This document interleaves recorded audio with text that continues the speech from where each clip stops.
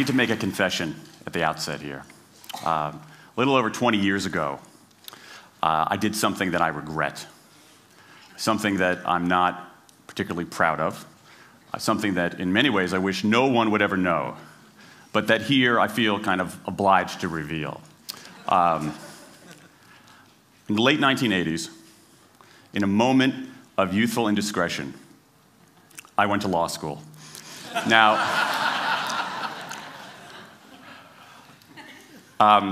in America, law is a professional degree. You get your university degree, then you go on to law school. And when I got to law school, I didn't do very well. To put it mildly, I didn't do very well. I, in fact, graduated in the part of my law school class that made the top 90% possible. Thank you. I never practiced law a day in my life. I pretty much wasn't allowed to. But today, against my better judgment, against the advice of my own wife, I want to try to dust off some of those legal skills, what's left of those legal skills. I don't want to tell you a story. I want to make a case. I want to make a hard-headed, evidence-based, dare I say lawyerly case for rethinking how we run our businesses. So, ladies and gentlemen of the jury, take a look at this. This is called the candle problem. Some of you might have seen this before. It was created in 1945 by a psychologist named Carl Duncker. Carl Duncker created this experiment that's used in a whole variety of experiments in behavioral science. And here's how it works. Suppose I'm the experimenter. I bring you into a room. I give you a candle, some thumbtacks, and some matches. And I say to you, your job is to attach the candle to the wall so the wax doesn't drip onto the table. Now, what would you do? Many people begin trying to thumbtack the candle to the wall. Doesn't work.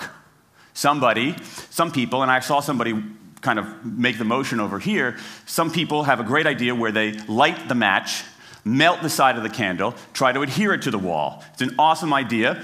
Doesn't work. And eventually, after 5 or 10 minutes, most people figure out the solution, which you can see here. The key is to overcome what's called functional fixedness. You look at that box and you see it only as a receptacle for the tacks, but it can also have this other function as a platform for the candle. The candle problem. Now, I want to tell you about an experiment using the candle problem done by a scientist named Sam Glucksberg, who's now at Princeton University in the US. This shows the power of incentives. Here's what he did. He gathered his participants and he said, I'm going to time you how quickly you can solve this problem. To one group, he said, I'm going to time you to establish norms, averages, for how long it typically takes someone to solve this sort of problem. To the second group, he offered rewards. He said, if you're in the top 25% of the fastest times, you get $5. If you're the fastest of everyone we're testing here today, you get $20. Okay, now this is several years ago, adjusted for inflation. It's a decent sum of money for a few minutes of work. Okay, it's a nice motivator. Question, how much faster did this group solve the problem? Answer, it took them on average 3.5 minutes longer. 3.5 minutes longer. Now this makes no sense, right? I mean, I'm an American, I believe in free markets, that's not how it's supposed to work, right? If you want people to perform better, you reward them, right? Bonuses, commissions, their own reality show, incentivize them. That's how business works, but that's not happening here. You've got an incentive designed to sharpen thinking and accelerate creativity, and it does just the opposite. It dulls thinking and blocks creativity. And what's interesting about this experiment is that it's not an aberration. This has been replicated over and over and over again for nearly 40 years. These contingent motivators. If you do this, then you get that. Work in some circumstances, but for a lot of tasks, they actually either don't work or often they do harm. This is one of the most robust findings in social science and also one of the most ignored. I spent the last couple of years looking at the science of human motivation, particularly the dynamics of extrinsic motivators and intrinsic motivators. And I'm telling you, it's not even close. If you look at the science, there is a mismatch between what science knows and what business does. And what's alarming here is that our business operating system, think of the set of assumptions and protocols beneath our businesses, how we motivate people, how we apply our human resources. It's built entirely around these extrinsic motivators, around carrots and sticks. That's actually fine for many kinds of 20th century tasks. But for 21st century tasks, that mechanistic reward and punishment approach doesn't work, often doesn't work, and often does harm. Let me show you what I mean. So Glucksberg did another experiment similar to this, where he presented the problem in a slightly different way, like this up here. Okay? Attach the candle to the wall so the wax doesn't drip onto the table. Same deal. You were timing for norms. You were incentivizing. What happened this time? This time, the incentivized group kicked the other group's butt. Why?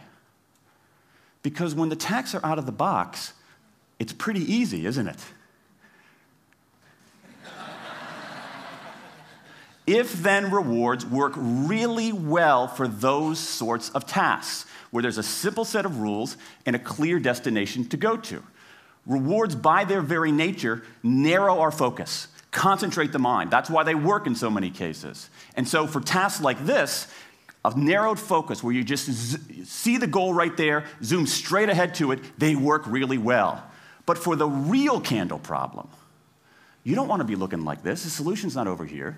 The solution's on the periphery. You want to be looking around. That reward actually narrows our focus and restricts our possibility. Let me tell you why this is so important. In Western Europe, in many parts of Asia, in North America, in Australia, white-collar workers are doing less of this kind of work and more of this kind of work.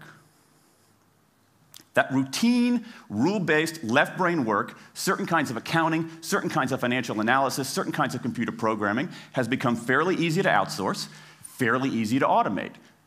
Software can do it faster. Low-cost providers around the world can do it cheaper. So what really matters are the more right-brain, creative, conceptual kinds of abilities. Think about your own work. Think about your own work. Are the problems that you face, or even the problems we've been talking about here, are those kinds of problems, do they have a clear set of rules and a single solution?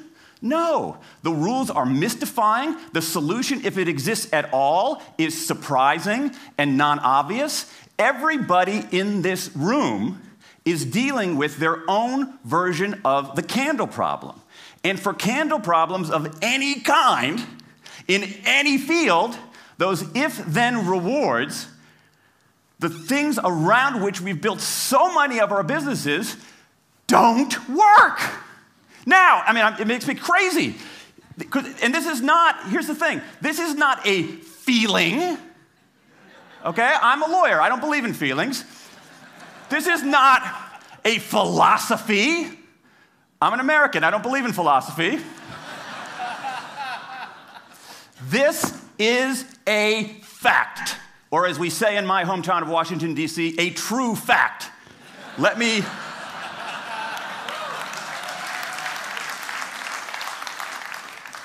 give you an example of what I mean. Let me marshal the evidence here, because I'm not telling you a story, I'm making a case, ladies and gentlemen of the jury. Some evidence. Dan Ariely, one of the great economists of our time, he and 3 colleagues did a study of some MIT students. They gave these MIT students a bunch of games that involved creativity and motor skills and concentration. And they offered them for performance 3 levels of rewards.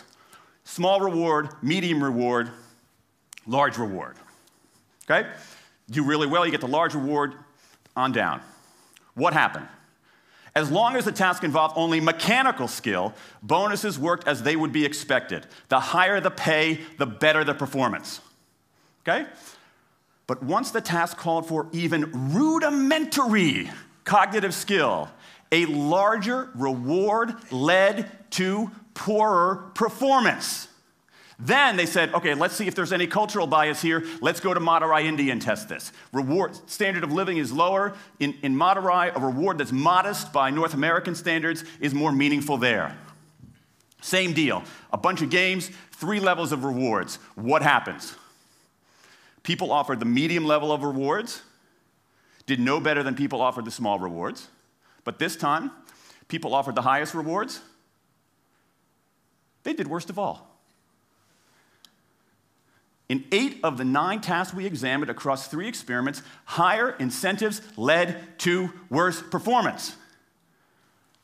Is this some kind of touchy-feely socialist conspiracy going on here?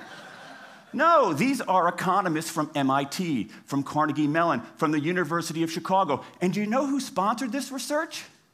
The Federal Reserve Bank of the United States. That's the American experience. Let's go across the pond to the London School of Economics. LSE, London School of Economics, alma mater of 11 Nobel laureates in economics. Training ground for great economic thinkers like George Soros and Friedrich Hayek and Mick Jagger. Just last month, economists at LSE looked at 51 studies of pay-for-performance plans inside of companies. Here's what the economists there said. We find that financial incentives can result in a negative impact on overall performance. There's a mismatch between what science knows and what business does. And what worries me as we stand here in the rubble of the economic collapse is that too many organizations are making their decisions, their policies about talent and people, based on assumptions that are outdated, unexamined, and rooted more in folklore than in science. And if we really want to get out of this economic mess, and if we really want high performance on those definitional tasks of the 21st century, the solution is not to do more of the wrong things, to entice people with a sweeter carrot or threaten them with a sharper stick. We need a whole new approach. The good news about all this is that the scientists who've been studying motivation have given us this new approach. It's an approach built much more around intrinsic motivation, around the desire to do things because they matter, because we like it, because they're interesting, because they're part of something important. And to my mind, that new operating system for our businesses revolves around 3 elements: autonomy, mastery, and purpose. Autonomy, the urge to direct our own lives. Mastery, the desire to get better and better at something that matters. And purpose, the yearning to do what we do in the service of something larger than ourselves. These are the building blocks of an entirely new operating system for our businesses. I want to talk today only about autonomy. In the 20th century, we came up with this idea of management. Management did not emanate from nature. Okay? Management is it's not a tree, it's a television set. Okay? Somebody invented it. And it doesn't mean it's going to work forever. Management is great. Traditional notions of management are great if you want compliance. But if you want engagement, self-direction works better. Let me give you some examples of some kind of radical notions of self-direction. And what this means, you don't see a lot of it, but you see the first stirrings of something really interesting going on. Because what it means is it means paying people adequately and fairly, absolutely. Getting the issue of money off the table, and then giving people lots of autonomy. Let me give you some examples. How many of you have heard of the company Atlassian? Okay, looks like less than half. Atlassian is an Australian software company, and they do something incredibly cool. A few times a year, they tell their engineers, go for the next 24 hours and work on anything you want. As long as it's not part of your regular job. Work on anything you want. So the engineers use this time to come up with a cool patch of code, to come up with an elegant hack. Then they present all of these stuff that they've developed to their teammates, to the rest of the company, in this wild and woolly all-hands meeting at the end of the day. And then, being Australians, everybody has a beer. They call them FedEx days. Why? Because you have to deliver something overnight. It's not bad. It's a huge trademark violation, but it's pretty clever. That one day of intense autonomy has produced a whole array of software fixes that might never have existed. And it's worked so well that Atlassian has taken it to the next level with 20% time, done famously at Google, where engineers can spend 20% of their time working on anything they want. They have autonomy over their time, their task, their team, their technique. Okay? Radical amounts of autonomy. And at Google, as many of you know, about half of the new products in a typical year are birthed during that 20% time. Things like Gmail, Orkut, Google News. Let me give you an even more radical example of it. Something called the results-only work environment, the ROWE, created by 2 American consultants in place at about a dozen companies around North America. In a row, people don't have schedules. They show up when they want. They don't have to be in the office at a certain time or any time. They just have to get their work done. How they do it, when they do it, where they do it, is totally up to them. Meetings in these kinds of environments are optional. What happens? Almost across the board. Productivity goes up, worker engagement goes up, worker satisfaction goes up, turnover goes down. Autonomy, mastery, and purpose. These are the building blocks of a new way of doing things. Now, some of you might look at this and say, that sounds nice, but it's utopian. And I say, nope. I have proof. In the mid-1990s, Microsoft started an encyclopedia called Encarta. They had deployed all the right incentives. All the right incentives. They paid professionals to write and edit thousands of articles. Well-compensated managers oversaw the whole thing to make sure it came in on budget and on time.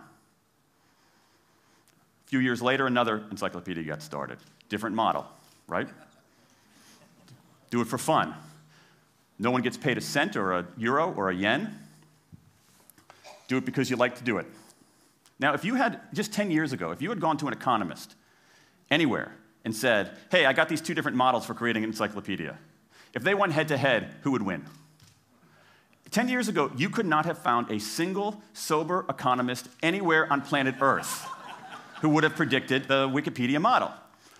This is the titanic battle between these 2 approaches. This is the Ali Frazier of motivation, right? This is the thriller in Manila, all right? Intrinsic motivators versus extrinsic motivators. Autonomy, mastery, and purpose versus carrots and sticks. And who wins?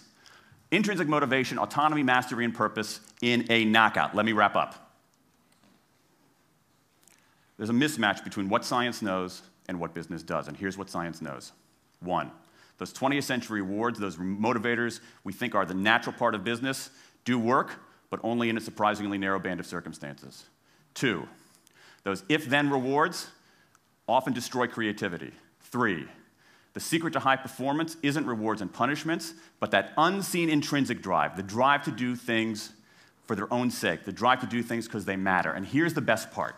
Here's the best part. We already know this. The science confirms what we know in our hearts. So, if we repair this mismatch between what science knows and what business does, if we bring our motivation, notions of motivation, into the 21st century, if we get past this lazy, dangerous ideology of carrots and sticks, we can strengthen our businesses, we can solve a lot of those candle problems, and maybe, we can change the world. I rest my case.